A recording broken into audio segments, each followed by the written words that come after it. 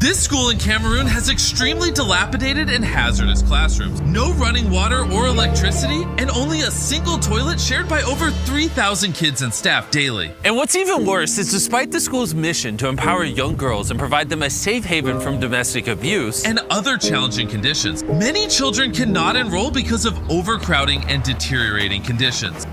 So in this video, we're going to rebuild this school from this to this, this to this, and this to this, to give these kids a better opportunity at life. We started out by sending Dan and Darren there a few months ago to see how we could help. Upon their arrival, they met with Francis, an extraordinary man who has dedicated his life to combat inequality and suffering in Cameroon. He is the founder of CDVTA, an organization that helps build wells, facilitates solar power installations, and aids the development of education throughout Cameroon. When we first visited the school, what we saw of those children were actually under conditions of lack of sanitation. Some of them were abused. They had no right to raise their voice. They could not speak for themselves. These conditions had no dignity. These conditions would not make a child believe that the future is bright. The kids that are in the school are sitting in classrooms that are literally made out of scrap wood. I've been sitting in one of these classrooms for 5 minutes and my face is literally dripping with sweat.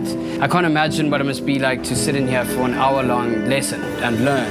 The environment is first of all dirty. There is dust all over. We don't have ceiling boards. The state of these classrooms is tragic for many reasons, but mainly because this school is on the border of the English and French parts of Cameroon, making it a rare junction point between two populations in ongoing conflict. This school could help unite these communities. Many people have moved from the English part and they settled in this area. This school became a safe place for them to come and get educated here. But because of the poorly built infrastructure, rain leaks through the roof in winter. There is no electricity, and the school was beyond maximum capacity. Once we saw this, we knew we had to do something, so almost immediately, the team quickly got to work to completely transform this school and surprise the kids before they got back from their school break.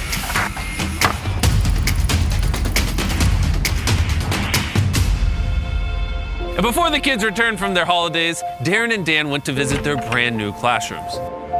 Darren and I looked at the new structures which have airflow, they have lights, they have electricity. I can't wait to see the look on the kids' faces, the teachers' faces when they get to see the new classrooms, also the new bathrooms. The school is going to transform thousands and thousands of lives in the future. The next day, it was finally time to surprise the kids. There's a whole bunch of people outside the school. This is really exciting. The school was the busiest it had ever been, with kids beyond excited to get a glimpse of the brand new classrooms. I just got out of the car. There's a whole bunch of people over here to welcome me. This is a little bit crazy. The headmaster then led Darren to the new classrooms where he would officially cut the ribbon and declare the new school open.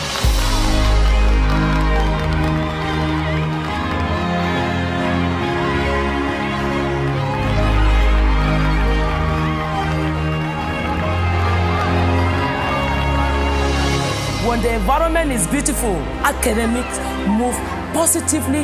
Just the happiness motivates them psychologically to study and study well.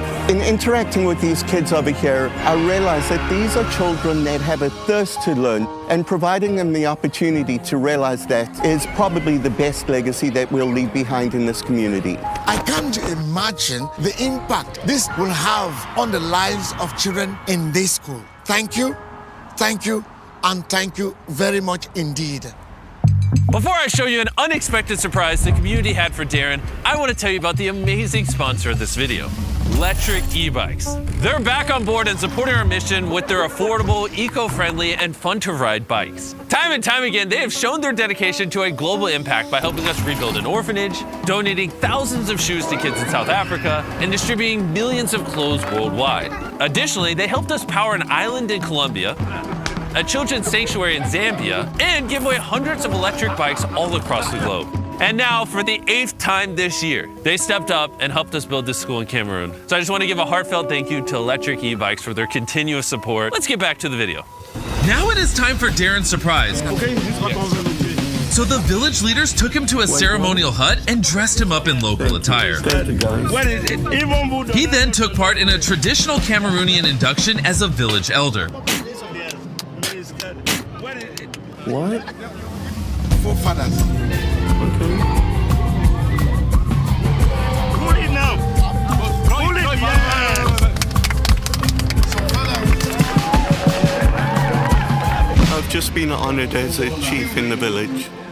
Now that Darren had finally become a chief, it was time to say goodbye to Cameroon and these kids. We can't wait to come back soon to visit. By watching this video, you helped us generate some ad revenue so we can continue to do philanthropic projects all around the world. And you've told the YouTube algorithm you like the video, so they'll recommend it to more people. And for that, we are very grateful. And if you want to continue to support Francis in the many communities he helps throughout Cameroon, you can donate directly to his charity using the donate button or the link in the description. All the proceeds will go to Francis and CDVTA so they can continue to help build a better future for these children. Thank you so much for watching and subscribe.